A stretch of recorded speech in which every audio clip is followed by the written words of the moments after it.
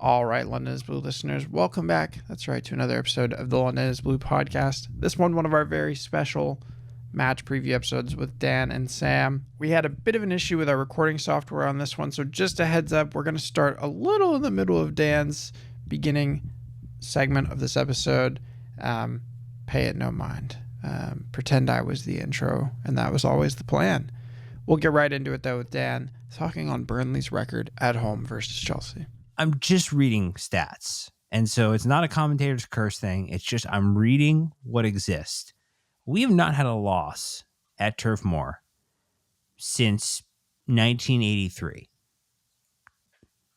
I mean, that feels like a pretty good sign to me. It's not like we have played them. We've played them as recently as 2022 and 2023 when Burnley was still in the league before they got relegated. So, I mean, this is just a return to Turf Moor, return for Chelsea. And, some of those last results were a 4-0, a 3-0, a 4-2, a 4-0. We've had some pretty good, happy memories there over the last couple of seasons. So, I mean, with that in mind, how are you feeling about this one? How are you feeling about the return of Chelsea after a little bit of men's international football break? It's been good, and like you mentioned, the ideal sort of opposition to come up against, and you mentioned the historical record. I mean, just to add one more point, that we've scored at least 4 goals on 4 out of the 5 occasions that we faced in the past, at Turf Moor. So since 2018.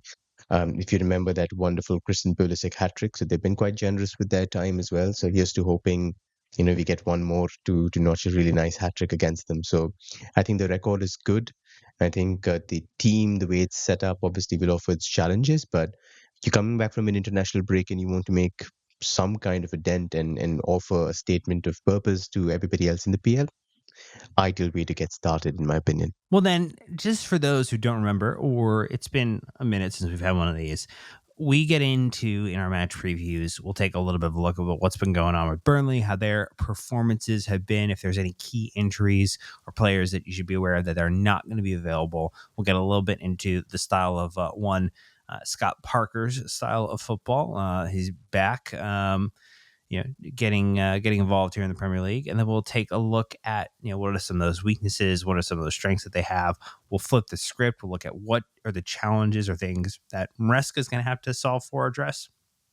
And then predictions, both our generic ones and then also our on the ledge predictions as well, where we try to make some fun, educated guesses on what we think could happen, sometimes within the realm of reality and other times within the realm of fantasy. But Sam, just taking a look at Burnley so far this season, I mean, they are on 10 points in the Premier League. They're 17th in the table. Their record stands at 3 wins, 1 draw, 7 losses, a -8 goal difference. Their last 5 matches, 3 losses and 2 wins for Burnley. And 2 of those wins came against Leeds, 2-0, and against Wolves, 3-2, but they've had some results like a 3-2 loss to West Ham, a 2-0 loss to Arsenal, a 2-1 loss to Villa, and then also a 5-1 loss to Man City. And so, got bounced out of the cup by Cardiff, 2-1. I mean, they go back a little bit further. They were involved with, a draw with Forest. I mean, their results have been, I would say, mixed. They're obviously doing just a touch better than some other teams, but they're one of the recently or re-promoted sides who is definitely flirting with that relegation zone versus a Sunderland, which is on 19 points and currently sits 4th in the table behind one Chelsea Football Club. I think they will point to it saying, look, we're exactly where we need to be, which is outside the relegation zone. So I think everything's working out fine. Nobody cares about the League Cup. Obviously, no point being in Europe if, you're in the Championship again. So, I think what's interesting about Scott Parker is we've seen this trend happen with a lot of Championship managers. They come up after promotion and they feel like they can play, mini Pep football. They try and be expansive. They try to, the game model that's worked in that division below, they try and re-emulate it in the Premier League and it just gets ripped to shreds. Russell Martin being a classic example of that. So Scott Parker came up and said, look, what we've done in the Championship will not work here. We're not going to do attacking, free-flowing football. What we will do is we will be very pragmatic and we will go from the 4-2-3-1 that we've relied on. We will use it against sides we're expected to beat. And against the bigger boys, the ones that are expected to dominate, we'll go back to a 5-4-1, play extremely solid, compact football, and try to get something on the break. And it doesn't matter if we lose those, but the ones that we're expected to win, which I believe West Ham was one of those sides, that's the one that you have to turn, the results against. So the Leeds result, for example, is good for them. They held Liverpool to 0-0, and there was a stoppage time penalty to Mohamed Salah, which was very unfortunate. And Scott Parker said that he was very beaten up about that result because that could have been transformative. So the best thing I can say is let's not give them that moment at this point in time and put them away as quickly as possible. And just before we get into that breakdown of the style of play, how it's been going from back to front, goalkeeper, defense, midfield, attack, walk me through, are there any key injuries that people should be paying attention to on the Burnley side of it? I know we'll talk about our Chelsea kind of impact or health kind of impact there in a little bit later in the episode. What about the Burnley side of the ball? Yeah, I think, like we mentioned, I think it's almost absolutely certain that they will rock up at Turf Moor with a 5-4-1, and they're going to sit down. They're going to try and frustrate. They've done this against Arsenal. They've done this against City, and I'm guessing I'm okay to say that they're going to afford us the same level of respect. So, knowing especially that the kind of struggles we've had against back five. So, I think let's start with the unit at the back. So, Martin Dubravka is a very sound shot stopper. Unsurprisingly, he's made the most saves in the Premier League this season with 45. And not again, it's quite obvious because they faced the most number of shots in the league at 189. He's also helped Burnley become the fourth best in the league for goals prevented. So he's prevented 2.5 goals. They should have conceded to about 2.2 goals more than they have. So, it's mostly down to him to try and get those shots out the goal and make sure the numbers look good. In the back five, I would say the wing backs are the ones that you have to keep an eye on. Given license to push up as much as possible. At the left-hand side, you've got Kulinshi Hartman, the Dutchman who's come from the Eredivisie. He's that top assist provider with 4. So he will get into the half spaces or the wide spaces and go for early crosses for the centre forwards. Got one against Manchester City that way, got to the edge of the box. Got a nice low cross in, which was put in by Lyle Foster. So he's one to watch. Kyle Walker on the other side is somebody who needs no introduction. I would say is not the same, physical force that he was a couple of years ago, where he was incredibly difficult to come up against. Here, he's slowed down a little bit, but he's still quite a handful. So he will be a little more conservative than he used to be, but also capable of, bombing up, giving you some good crosses, giving you a little bit of underlapping, and also quite a good crosser and set piece person of the ball. So, maybe the wing backs are the ones to watch out for in the defense. In the center of defense, you've got Axel Tuanzebe and Ekdal, who've played at the centre back positions. Maxime Esteve and Laurent are the ones who are the wide centre back positions. They both slot into the full back roles when the wing back pushes up. So it is almost, a 4-man defense at all times. And then obviously when you're in a low block, you've got 5 to contend with. So Burnley are, I think, the first side in the Premier League for blocks and also joint top for block shots. So that tells you a lot about what they want to do. Throw bodies in the box, make sure that whatever shots come their way are just going to be easy for Dubravka to hold on to. So I think defensively, that's the one thing that you have to take care of, because it's the only side with 150 blocks in the Premier League. So lots of defending, built for it in a way. So hopefully we can go and make some inroads. I think things definitely to keep in mind then as it relates to the defense, and obviously always interesting to talk about Kyle Walker. We've seen, and you've had some good Chelsea matches against him over the years.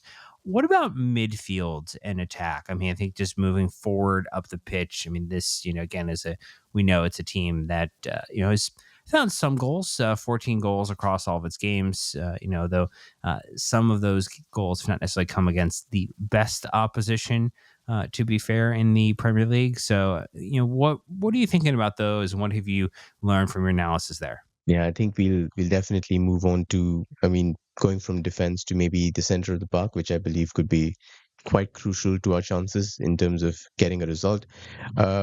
in the center part, the engine room has been quite consistent. So you've got Josh Cullen and Florentino Luis, who's actually very good pals with Enzo Fernandez from Benfica. They're a very ball-winning, heavy partnership in the middle, looking to pick up balls and trying to break at speed. So Burnley are second for interceptions in the Premier League, Dan, only behind us in first. So that's something to keep an eye on. It's just 5-4-1, trying to squeeze the central space, win the ball, and then trying to break using the wingers, the wide players, as well as the centre forward. We've got former Chelsea player Leslie Ugochukwu also in there. He's featured in a couple of different roles. So he's played as the number 10 in the 4-2-3-1, but he's also played as a wide midfielder in the 5-4-1. And from there, he pushes up next to Fleming or Foster to try and make the press better, or to try and just press in a very stable 5-3-2. So he will have quite a dynamic role. He's popped up with 2 goals this season, Dan. So doing quite well, in my opinion, for his age and his Premier League experience. So the midfield is something definitely which will be quite interesting, in my opinion, especially the 2 guys in the center. Out wide, you've got left-hand side, you've got Jadon Anthony, who's arguably the most potent wing threat, quite direct, will offer a lot of issues. He's the top scorer with 4 goals this season. And they've got Loam Chauna, who's usually thrown on when Burnley are chasing a goal, and he's also a very direct threat. He started some games also, so wouldn't be surprised if instead of Ugochukwu, they try and get 2 wing threats and try to break at speed, use against our fullbacks and get something out there. So that's something that's one to watch. Up front, you've got Zian Fleming, who's sort of like their sole reference point, has decent strength back to goal. He'll try to link up with people, good at attacking crosses as well. He finished a nice header to open the scoring against West Ham in the box. So he has 3 goals in the Premier League this season. And South African Lyle Foster is also a strong option from the bench. He's also made a couple of starts. He has 2 goals and 1 assist in 7 starts this season. So he could offer some nice thrust going forward. And so basically the strike partnership could be interesting. I think it's just a disadvantage when you're trying to attack with 3 players, 4 players against a side that's expected to have 65-70% of the ball. So I think Burnley will have to be patient, and our prerogative is to go out there and try to give them so many problems that they really can't break out of that block. So probably will be the Wolves game all over again. How quickly can you disorient that structure? Yeah, I mean, I don't think, I mean, actually, the stats would tell you it's not even a think type of situation here. I mean, only in 2 of their entire games across all competitions, but actually, when you look at it in the Premier League this season, only 1 game where they've had over 50% possession of the ball. More so, they are a sub 50 side. 4 of those games being 40% or more, and then the remainder being anywhere between 38 to 20% in that game against Liverpool, where they almost pulled out a shock result there. So, I mean, I think things definitely to keep in mind here. I do want to talk a little bit about some of their weaknesses, but we'll do that after our first ad break. So stay tuned and we'll be right back. So walk me through a couple of the weaknesses and a side, again, that's, just flirting with the relegation zone. I imagine there's going to be a few that you want to call out, Sam, just as kind of key points for people to be aware of. Yeah, the first one that sticks out in the data is just that they've conceded the highest non-penalty expected goals in the league this season. And it's almost a staggering, I think, 5 goals clear to the side in second. So chances will come aplenty. The important thing is that we have to take them early and we have to take them definitively. So this cannot be a game where you have 2.5 xg against them and have 0 goals on the chart. That absolutely cannot happen. There will be a lot of good opportunities to convert, and a lot of players will have the opportunity to pump up those GA numbers. So I'm expecting them to go out and have some fun in this one, with all due respect to Burnley. The second one is Martin Dubravka. He's got some good numbers, but he has appeared a bit shaky with his handling. And there were 2 balls that he spilled against West Ham. One was where he palmed quite softly at a cross, and it went straight to Tomas Soucek at the far post, and he was able to score. And the other one was where he spilled the ball right in front of an onrushing player, and that happened. This is something that was repeated in the Manchester City game earlier, where I believe he palmed the ball straight down, and it was easily sort of scored. So I think his handling is something that's definitely one to watch, especially when you're taking some long range crackers or any shots for that matter. And I'm expecting us to have at least 15 in this one. have players around him. 100% make sure that you've got at least one or two players in the periphery, at least in terms of that parrying range where the ball is expected to spill to try and pounce on a rebound. So I think if you have somebody around Dubravka when you're taking shots, that could be a really really good opportunity to have a simple tap into your name. The third and the last one, I'd probably say they've conceded a joint high 3 penalties in the league this season. So if you look at Garnacho's high penalty box appearance numbers, and then you've got Estevao from the bench obviously making an impact, and then this could be one to watch out for. I mean, trying to put your money on getting a penalty via one of our wingers against one of their players, not a bad bet to have. So I would say those three are the ones that stick out to me at this moment. Well, now that we know a couple of the weaknesses there, Enzo Maresca is going to have some things to solve for. And again, we're recording this before the pre-match press conference, which means we don't know 100% of any of the injury concerns. The late arrivals back from international duty. We can make some assumptive understanding things here. Like we imagine that Cole Palmer will not be available. We can imagine that Estevao might arrive back a little bit late in terms of getting back to the side from his international duty.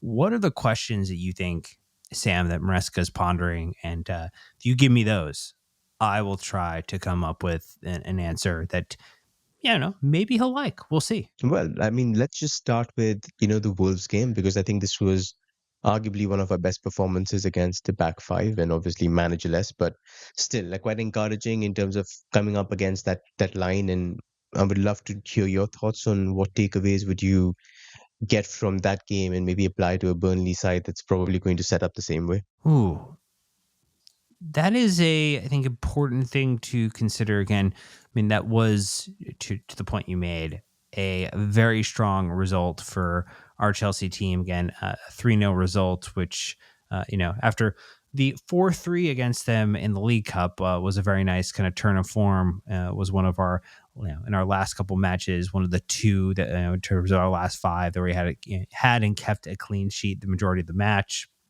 And just for a reminder, again, if you forgot, because international duty just has taken too long to get done, it was a 0.17 XG in that game for Wolves across the entirety of it. No big chances allowed.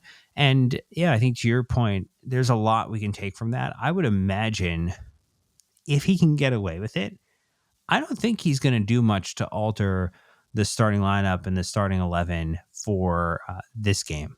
I think he's going to expect them to play a similar way. I think he's going to expect them to have a similar percent of the ball, which was 36% for Wolves. I think he's going to expect them to struggle to find chances, to find kind of an opportunity to get involved. Again, I mean, I don't know if you hold them to 3 total shots the same way that we held Wolves to barely any attacking output, but I could very well foresee just a copy and paste from Maresca, particularly thinking ahead to Barcelona and not wanting necessarily to put the side at too much risk, to put the side at too much danger, to put anyone who is at any way, shape, or form a health issue, risk, concern into a tough situation, because ultimately you flip from this game to Barcelona in the midweek, and then Arsenal in the next weekend. And I'm going to guarantee you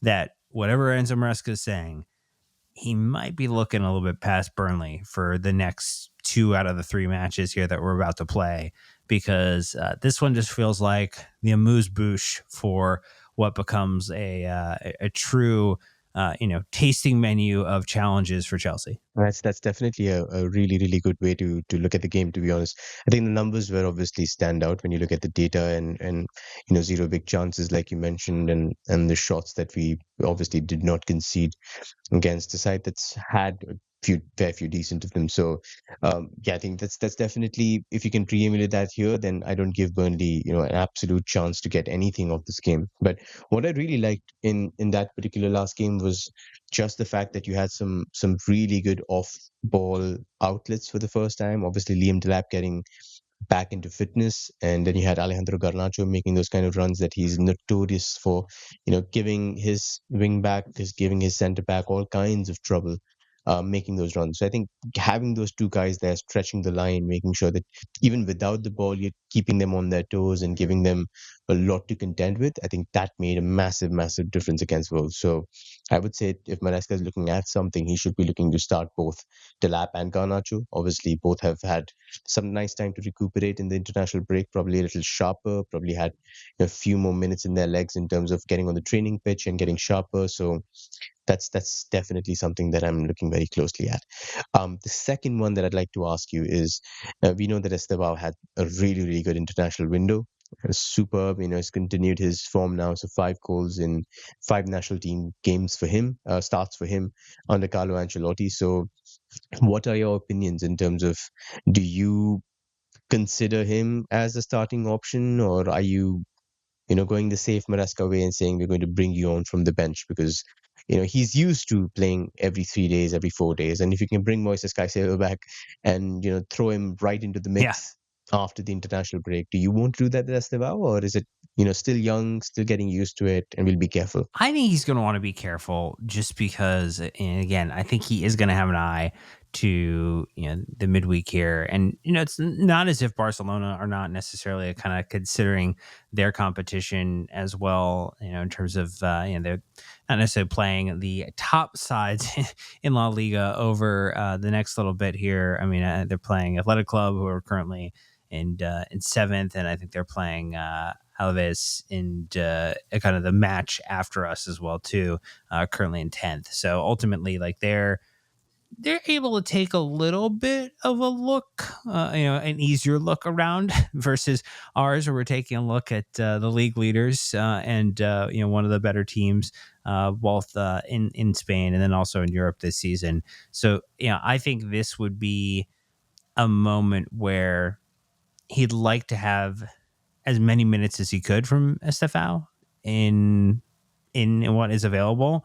I just imagine that Pedro Neto, without having to kind of feature an international duty, he's really going to want to keep people fresh, to give Estevao a chance to potentially play a bigger or more impactful role at home at Stamford Bridge in the Champions League, which, I mean, I don't know.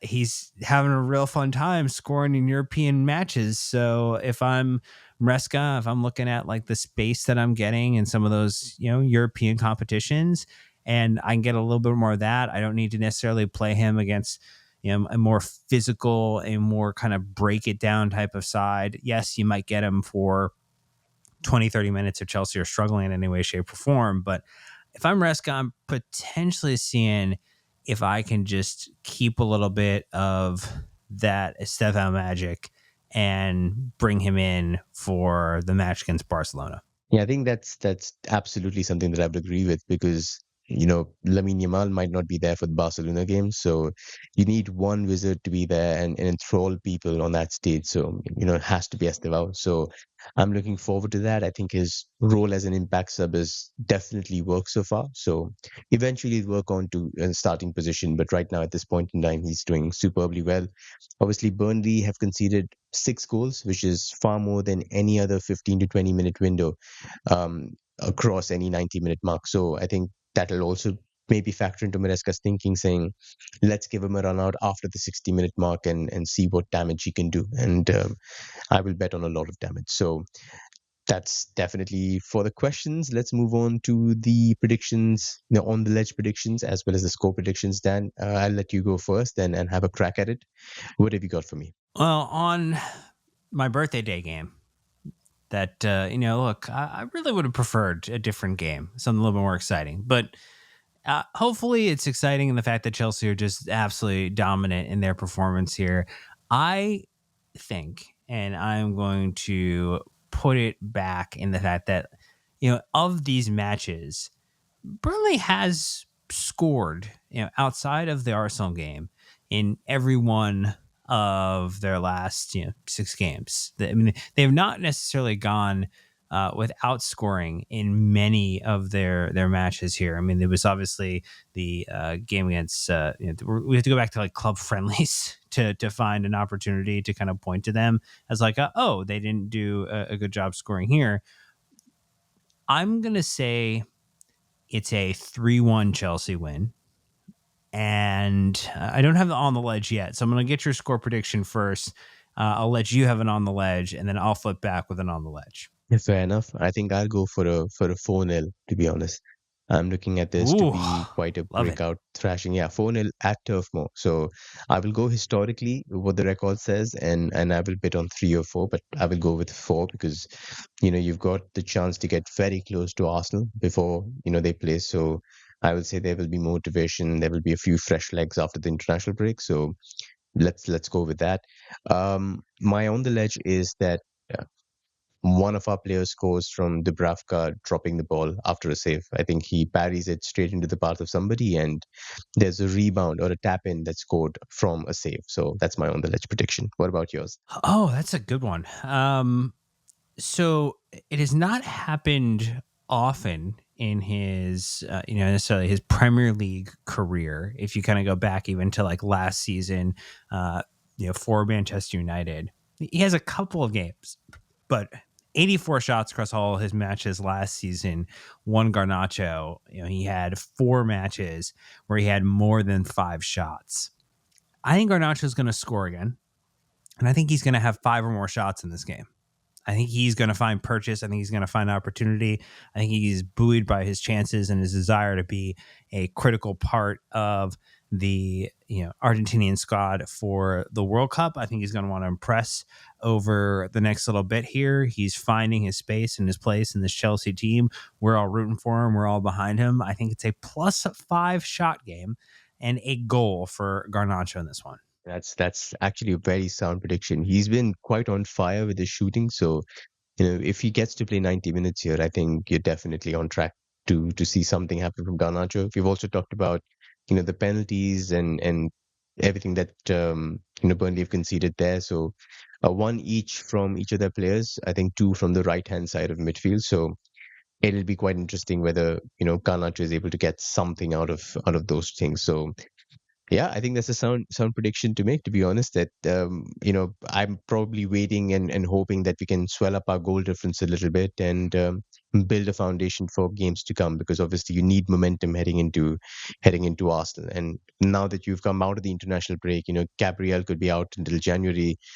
Timber had a bit of a knock. I think a couple of other injuries there also. So maybe the right time to play them, especially if they're weak in defense. Look, I mean, you just have to hope that you can pump the goal difference against Arsenal to ensure that the record is protected as well for fewest Premier League goals conceded across the entirety of a season. It's mathematically back and protected in Chelsea's hands, but you never know. So hopefully you're getting an opportunity in a week's time after this game to put that record to rest, and then also taking advantage of a limited resource side in Arsenal at this given time after the international break. But look, that's going to be for a future preview pod that we've not yet recorded, but hopefully we're coming back to you with our Burnley match review, having plenty of positive things to say about how Enzo Maresca, the players, the team, all rallied together to get 3 points and kept themselves very much in the conversation for a confident